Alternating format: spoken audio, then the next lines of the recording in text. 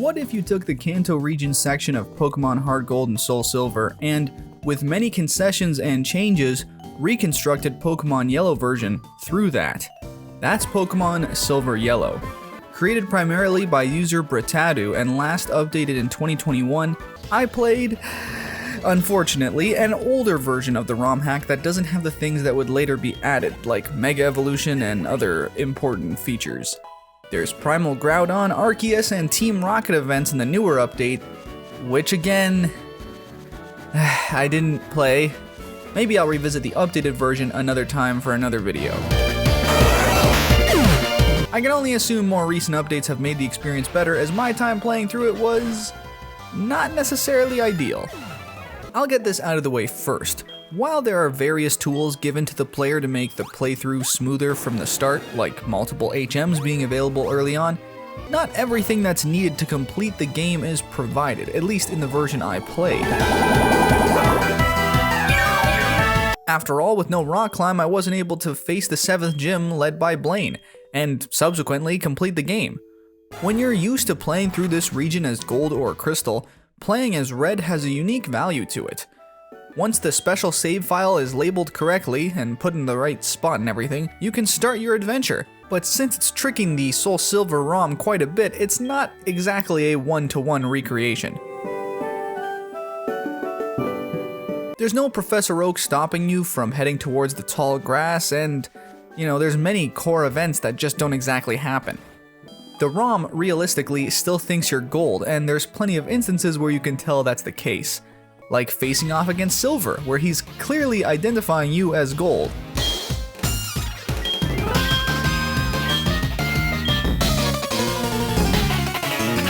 Nonetheless, you get your Pikachu and set off forward, conquering the Kanto Pokemon League Gym challenges, and the difficulty curve isn't too steep. My team ended up consisting of the default Pikachu, a Charizard, a Gyarados, a Vileplume, a Murkrow, and a Porygon. Would have fully evolved them all too, if I could progress. Without major events, the plot is basically just moving from one town to the next. And it doesn't exactly make for the most entertaining playthrough, but it does lead to a more streamlined experience, I guess. Less story, but more challenging Pokemon battles come from it. Especially seeing as there's less overall Pokemon battles due to a lack of story missions, the challenge gets amped up, and level grinding is definitely going to be required. At least it was for me at various points. Now something that's cool for me is seeing Kanto through the perspective of the Heartgold Soulsilver engine, but that only goes so far when many of the pivotal moments and areas are gone.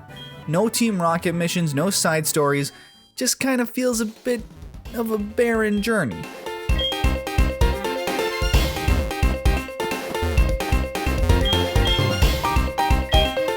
Again, I guess the version I'm playing isn't a completed version anyway, so it's an unfair criticism really, but I clicked the thing, it said that it was completed. Anyway. Nonetheless, I still had a good time. This kind of situation is just a factor that always has to be considered when searching online for ROM hacks, especially if you're looking for so-called pre-patched ROM files too. You can find a file that says completed or a website that declares the version you're getting is the latest, but that's not always a guarantee. And sometimes you can't even tell what version you're playing until well into the game's playthrough. It becomes difficult to parse through the internet sometimes, especially in the murky waters of ROM hacking database websites and Reddit links. But for a minute, I just want to appreciate the concept of Silver Yellow.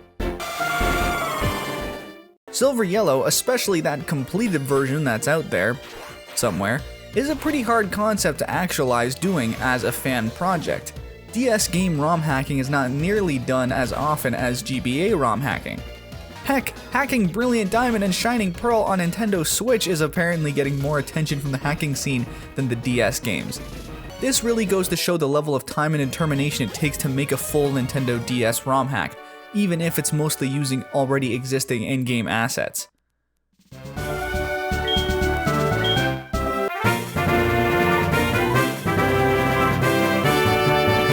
So even though I didn't get the chance to play through the game as it should be, I still appreciate the time and effort that went into creating the experience. Especially if it's played on original DS hardware, it's gotta be a cool thing to sink some time into. And as of time of recording, it actually had another release in June of 2023.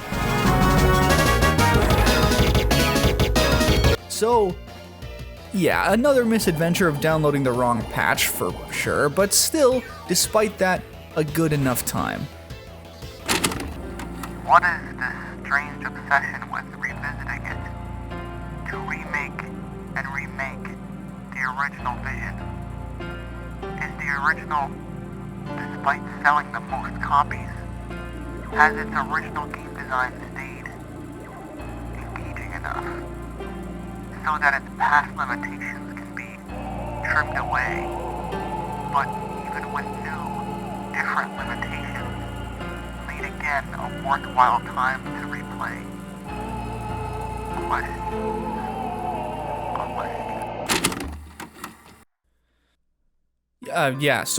Like I was saying, play the newest updated version, as well as, obviously, if you can, play Pokemon Let's Go on Switch too. It's probably still the best looking Pokemon RPG game on the system.